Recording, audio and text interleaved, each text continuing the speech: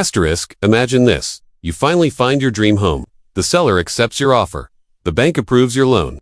Everything is perfect. But then, at the very last moment, a small group of people, your future neighbors on the HOA board, step in and say, you can't live here. Why? A background check. But what exactly did they find? Was it your credit, your past, or did they just not like you? This isn't just one person's nightmare, it's the hidden power of HOAs, and how they control who gets to live in a community. And today, I'm going to tell you exactly what happened to my cousin, and how it could happen to anyone. Asterisk, when my cousin first set his eyes on the little craftsman-style house tucked neatly into the corner of a suburban cul-de-sac, he felt a rush of relief. After months of navigating the brutal real estate market, bidding wars, skyrocketing prices, rejected offers, he finally believed his luck had turned. The place was modest, nothing fancy. A single-family home, painted in that pale Pacific Northwest gray-blue that seemed to blend into the misty skies. It had a front porch just big enough for a pair of rocking chairs and a back garden shaded by a maple tree that would glow fiery red every fall. For him, it wasn't just a house, it was a foothold into stability, a place to start fresh after years of renting.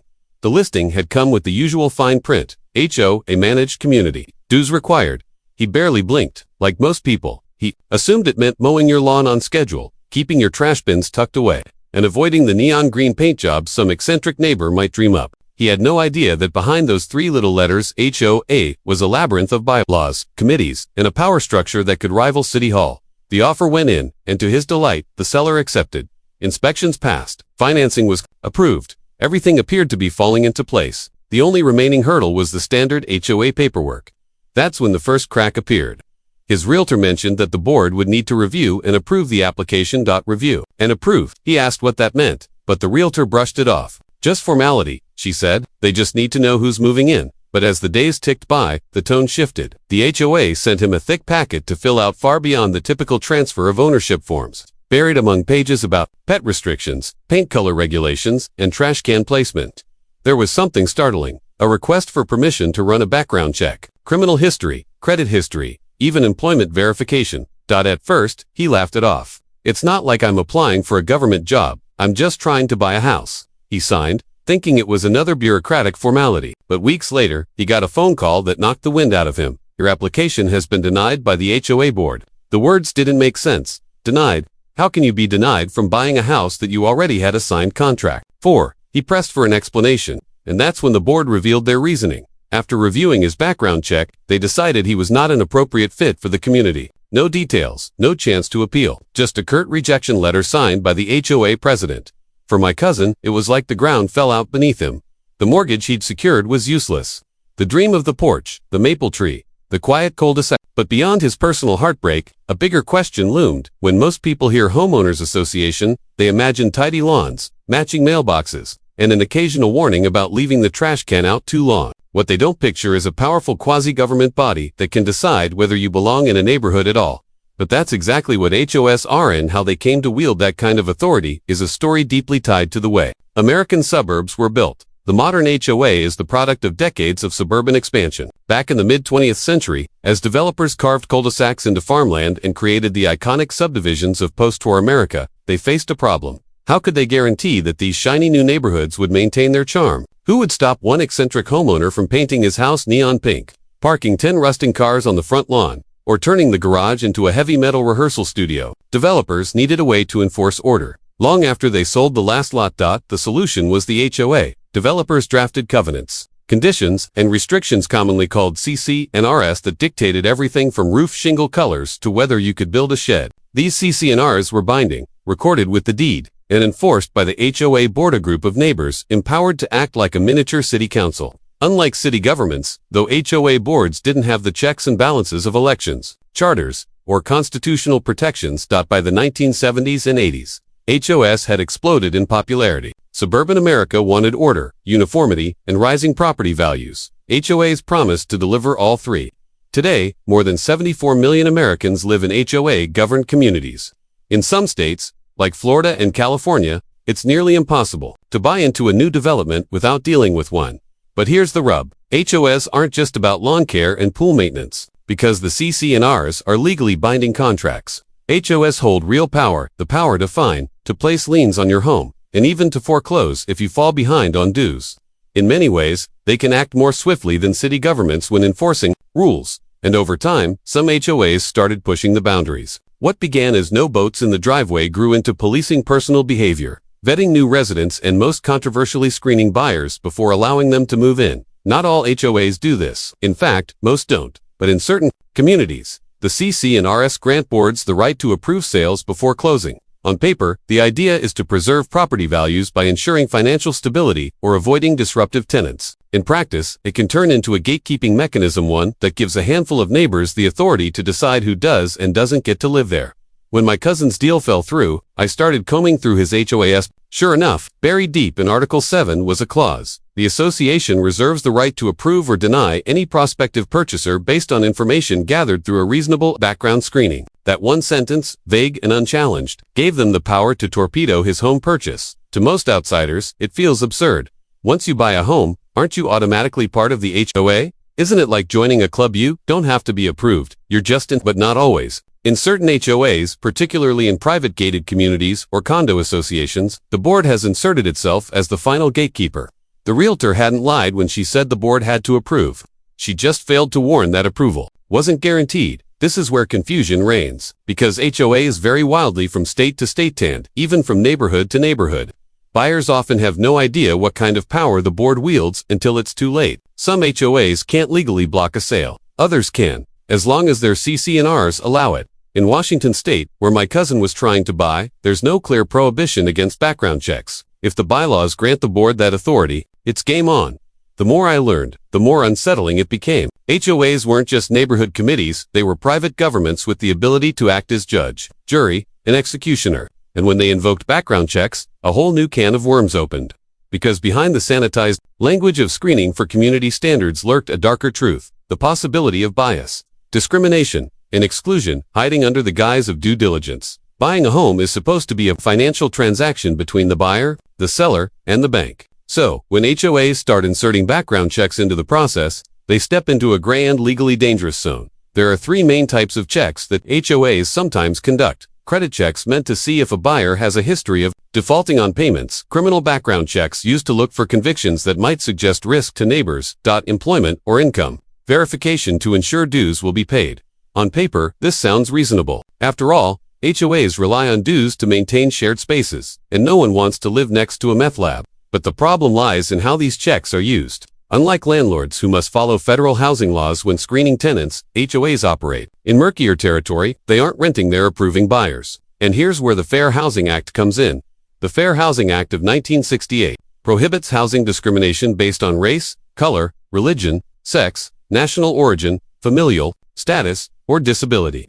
Later amendments added protections for age in certain contexts. This means an HOA cannot deny someone based on those protected categories. But when background checks enter the equation, things get messy. For example, take criminal history.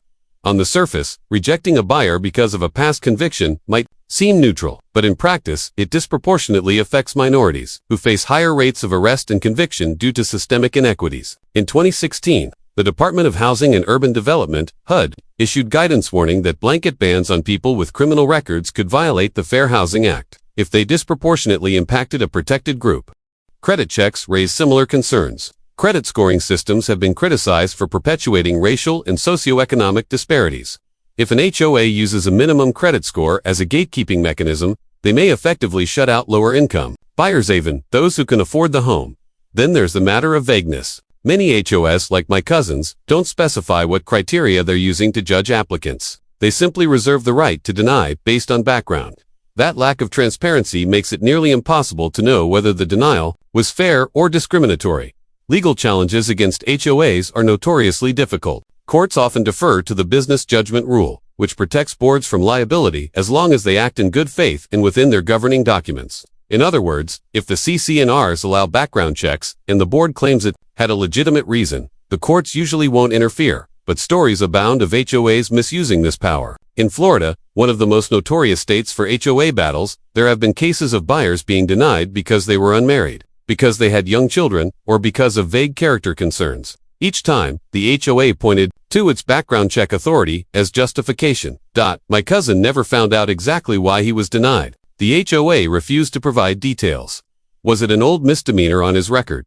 a credit score that dipped during the pandemic, or something more insidious like the fact that he wasn't the type of neighbor they wanted. We'll never know. And that's the terrifying part, because when HOAs act as gatekeepers, their decisions aren't just about property values. They're about who gets access to opportunity, who gets to plant roots in a neighborhood, who gets to send their kids to the local school, who gets to belong. And when those decisions are made behind closed doors, without oversight, the potential for abuse is enormous. My cousin's story felt like an isolated nightmare at first, but once I started digging into HOA forums, news reports, and Reddit threads, I realized it was part of a much larger pattern.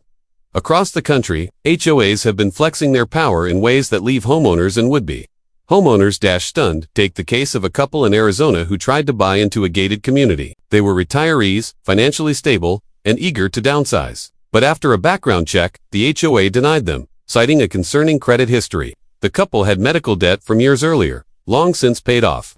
The HOA refused to reconsider. They lost the home, and the sellers were forced to start from scratch. In Florida, a man was denied entry into a condo community after the board reviewed his social media posts. They claimed his online presence suggested he wouldn't be a good fit. It turned out he had shared political opinions the board found objectionable. The man sued, but the case dragged on for years, costing him more in legal fees than the condo was worth. Reddit is full of similar tales. On r/legaladvice and rHOA, users post stories of HOAs demanding invasive personal details, blocking sales because a buyer had a large family, or even rejecting veterans with service dogs.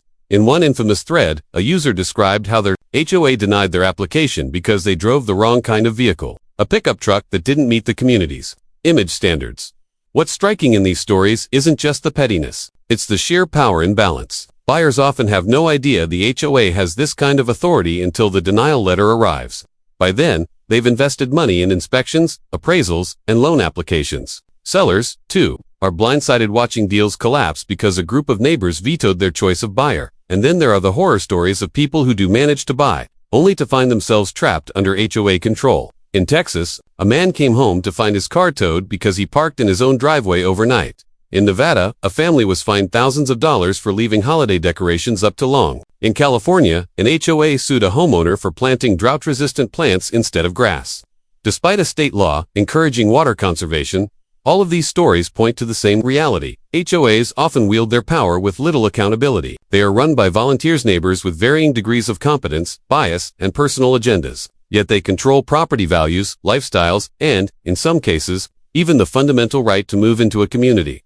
For my cousin, the denial wasn't just about losing a house, it was about realizing that entry into certain neighborhoods isn't determined solely by money or merit. It's filtered through the lens of community boards acting as gatekeepers. And those boards don't always operate fairly. So what do you do if you are someone you love runs into the brick wall of HOA power? Is there any way to fight back? The first step is knowledge. Too many buyers walk blindly into HOA communities. Without reading the governing documents, the CC&RS bylaws and rules aren't just paperwork, they're contracts that determine what rights you'll have as a homeowner. Buried within them are clauses about board approvals, background checks, and even resale restrictions. Prospective buyers need to comb through these documents before making an offer, or have an attorney review them. If you've already been denied, legal recourse is tricky but not impossible. Start by requesting a written explanation. HOAs aren't always required to provide one, but pressing for transparency is important. If the denial seems discriminatory based on race, religion, family status, disability,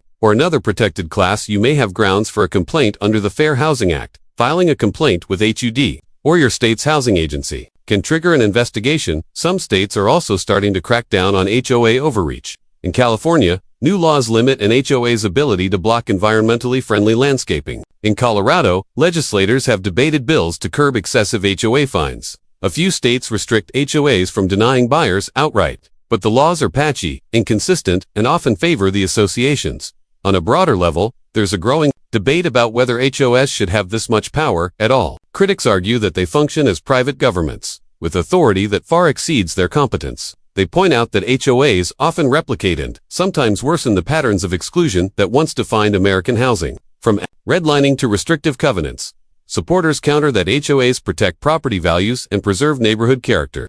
They argue that without them, communities would fall into disarray. Both can be true, but the balance between order and overreach remains unresolved. For my cousin, the battle was over before it began. He didn't have the time, money, or appetite for a legal fight. He moved on, found another house, this time outside an HOA, and tried to put the experience behind him. But the bitterness lingered. He couldn't shake the sense that he had been judged and excluded, not because he couldn't afford the home, but because a handful of neighbors decided he didn't fit their vision of who belonged, and that's the crux of the issue. HOAs were supposed to keep neighborhoods tidy. Somewhere along the way, they became gatekeepers of community identity. When they run background checks and deny buyers in secret, they aren't just protecting lawns and fences. They're shaping who gets to live where, and in doing so, they're shaping the American dream itself.